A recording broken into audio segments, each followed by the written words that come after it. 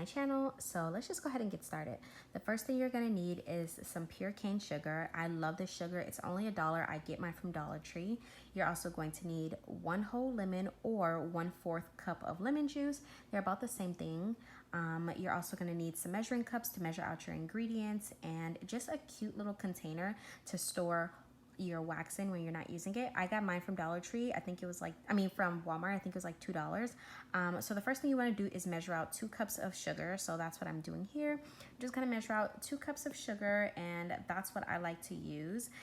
You're also gonna do 1/4 cup of water and then 1/4 cup of lemon juice, which also equivalates to 1 entire lemon. So I just take my lemon squeezer and I just squeeze it out just because I don't want to squeeze it by hand. I feel like using a lemon squeezer, I get most of the juice out. So yeah, I'm just squeezing all of that juice out and then we're going to get started. But that's basically all the ingredients that you need for this.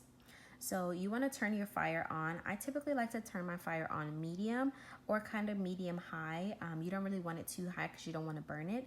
And you just want to stir it basically. So it's going to start off a little thick and then it's going to get watery and then it's going to get thick again.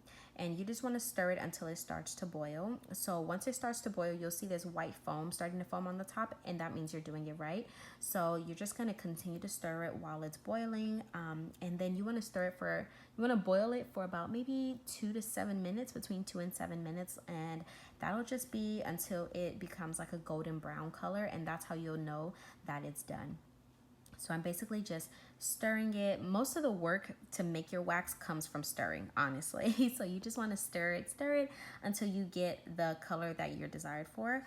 And what I like to do is I take my pot off the stove and move the bubbles around so that I can see the actual color of the wax, because sometimes it's hard to see what color the wax is because of all the foam on top. So as you can see right here, as I'm like moving the concoction around, the bubbles are disappearing and I can actually see my color. And this is the color that I'm looking for. I'm looking for like that goldish brownish color. So we're basically done filming. We're basically done making our wax.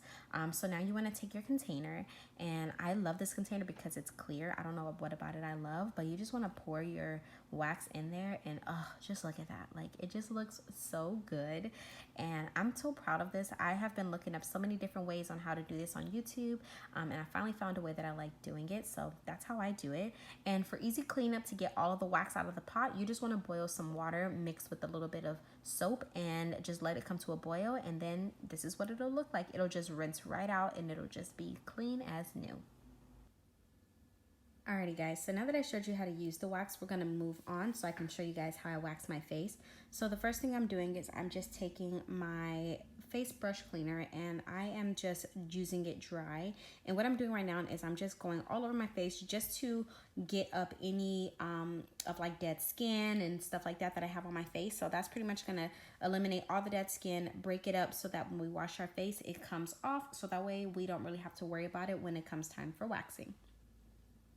So I just got up close so I can show you guys. As you guys can see, I have a lot of hair, especially like around my ear area. You guys can't really see the mustache part. I thought you guys were able to see it, but you can't really see it. But especially around my mustache and around my hairline area by my ear, it's a lot. So I'm gonna do first is just wash my face. I'm washing my face with some Bliss Gentle Foaming Cleanser, and I'm just doing this just to clean my face, because you definitely want to make sure that you are waxing your face on a fresh, clean face, so that way you don't have any built up oils or dirt or anything like that. So while I'm washing my face, I figured I would go ahead and educate you guys a little bit about sugar waxing. So sugar waxing is good because the sugar will not stick to live skin cells. Only dead skin cells are removed, so there is no risk of abrasions or tearing or anything like that of the skin.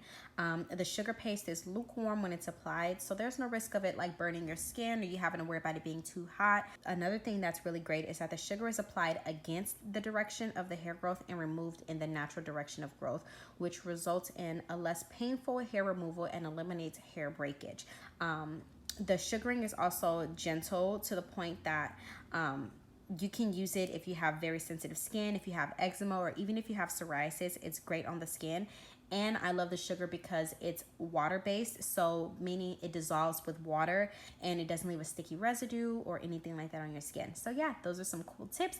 If you want to learn more, make sure you go ahead and do your own research. Please, I always recommend you do your own research. No matter who you trust, do your own research and find out some things for yourself, so that way you're a little bit more comfortable when you get the procedure done. So right here, as you guys can see, I'm applying the wax in the opposite direction of hair growth. So my hair grows in a downward motion right here. So I'm applying the wax up so that it can go into the follicle, grab the hair and pull it out from the root and not just pull the surface hair. So what I'm gonna do is I'm gonna take my strip and I'm gonna pretty much smooth it the way that I applied the wax, so that way it's getting everything and it's, you know, pretty much situated where I need it to be. But I'm gonna pull it in the opposite direction. So I'm gonna pull it the way that the hair grows, which is downward. So you want to make sure that you pull your skin tight and then pull down, so that way it's easy to pull, because if you just try to pull it without pulling your skin, it pretty much leaves the wax there. So as you guys can see here, I'm just basically going in and just getting any extra wax left over. I love waxing, okay? I've become like a waxing fanatic. I literally wax everything. So I'm gonna show you guys how I do the other side as well. I basically only showed you guys the most part where you can see a lot of the hair, because this is a long process. It normally takes me like 30-45 minutes to wax my face, but I just wanted to show you guys the most important parts.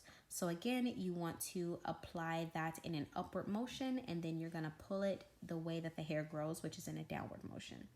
So yeah, guys, that is basically how I wax my face.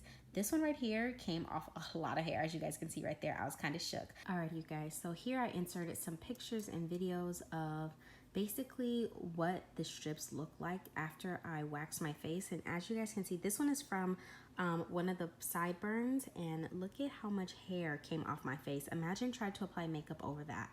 And this one right here is the second sideburn. So I really do have a hairy face, and I have a lot of hair on my face, and it's so insane. You never even see it until you actually wax it. And that's my mustache, like my freaking mustache, guys.